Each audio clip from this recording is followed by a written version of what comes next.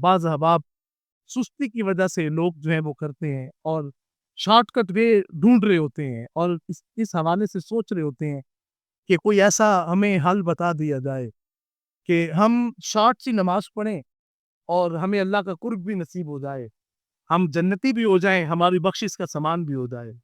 तो वो कोई ऐसा अमल बताए जो शॉर्ट सा हो, लंबी चौड़ी हमें कोई मशक्कत और मेहनत ना करनी पड़े।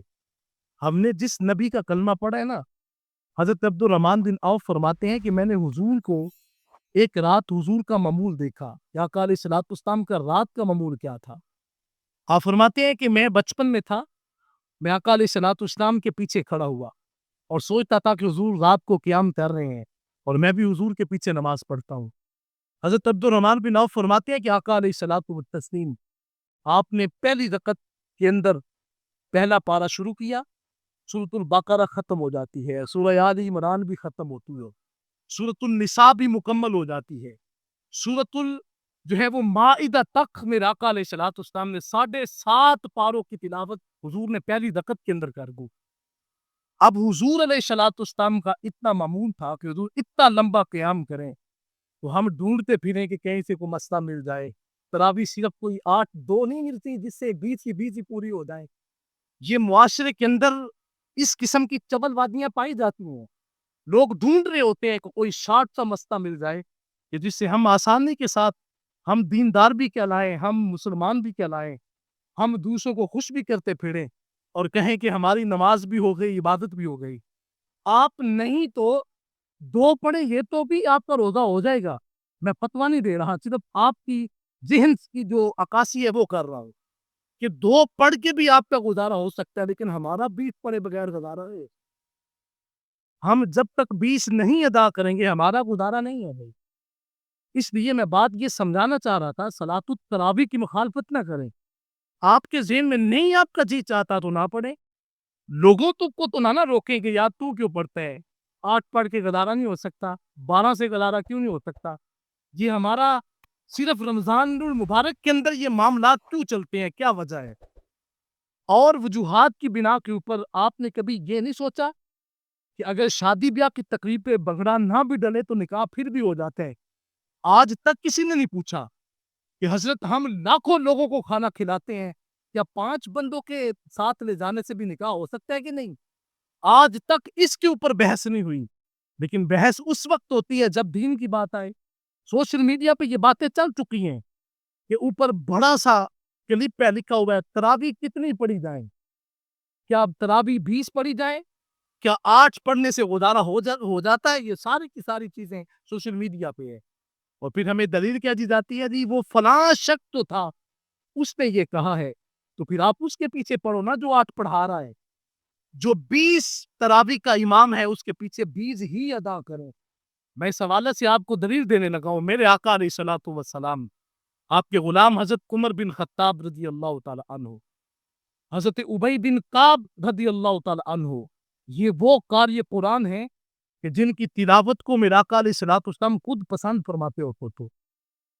आका अलैहिस्सलातु वत्तस्लीम आप जो हैं हज़रत उमर बिन खत्ताब रज़ी अल्लाह तआला अन्हु, आपने बाकायदा तौर पे सहाबाए किराम को इकट्ठा किया और इकट्ठा करने के बाद बाकायदा तौर पे जमात की शक्ल इख्तियार की और फिर सहाबाए किराम का इज्मा है।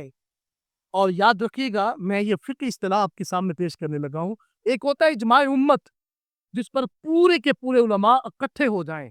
याद रखिएगा कभी भी इज्माए उम्मत जो है वो गुमराही नहीं हो सकती। उम्मत के लोग अगर किसी बात पे इकट्ठे हो जाएँ तो वो कभी दलालत नहीं है, गुमराही नहीं है। ये फ़िक़्ही इस्तिलाह है।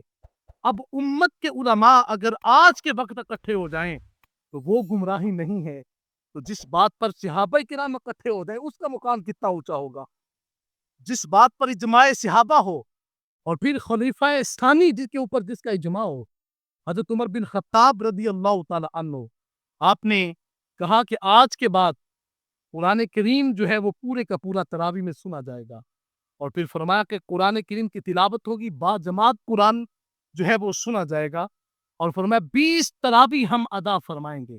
और फिर जब ये हुक्म हुआ, हज़रत अली मुर्तज़ा शेर खुदा आप फरमाते हैं कि रमज़ान की पहली शब थी। میں مسجد کے قریب سے گزرا.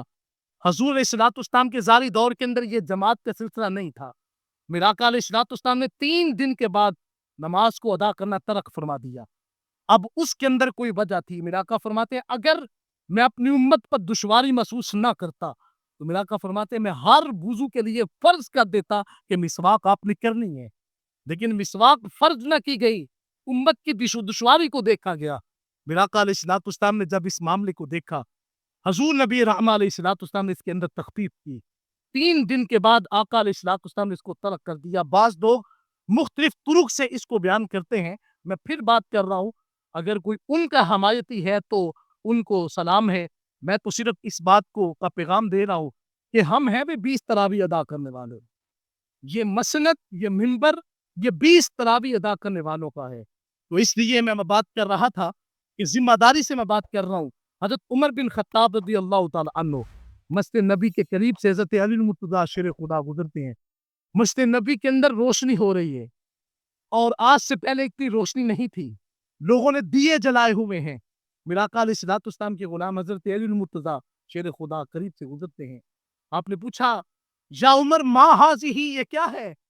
یہ لوگ جماعت اور قیام اللیل کے لیے مسجد کے اندر آ کر کے بیٹھے. فرمایا اے علی, یہ امت کا اور ہمارے صحابہ کا اجماع ہو چکا ہے کہ آج کے بعد تراویح 20 پڑھیں گے اور باجماعت جو ہے اس کو ادا کریں گے.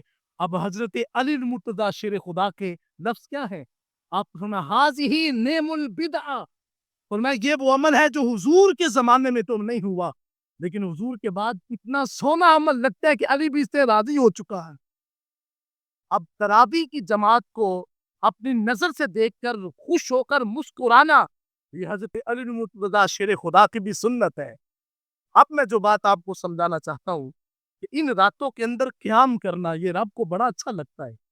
من قام رمضان ایمانا و احتسابا, جس نے ایمان کے ساتھ اور احتساب کے ساتھ ان راتوں کے اندر قیام کیا, غفر لہ ما تقدم من ذنبہ, اللہ اس کی زندگی کے پچھلے گناہوں کو معاف فرما دیتا ہے. اب ایک بات جو میں نے آپ کو سمجھا دی کہ ماہ سیام کے اندر یہ قیام اللیل جس کو کہا جاتا ہے, جو صلاۃ التراویح ہے, یہ امت کے لیے سنت کا درجہ رکھتا ہے اور اس کو علماء جو ہے وہ سنت کفایہ کہتے ہیں. اگر کسی بستی کے اندر اس کا اہتمام نہ ہوا تو ساری کی ساری بستی گناہگار کہلاتی ہے. حضرات محترم, میں بات کر رہا تھا کہ قیام اللیل, یہ صلاۃ التراویح جو ہے, یہ نماز کے اندر اور رمضان کے اندر یہ امت کے اوپر جو ہے یہ سنت کا درجہ رکھتا ہے.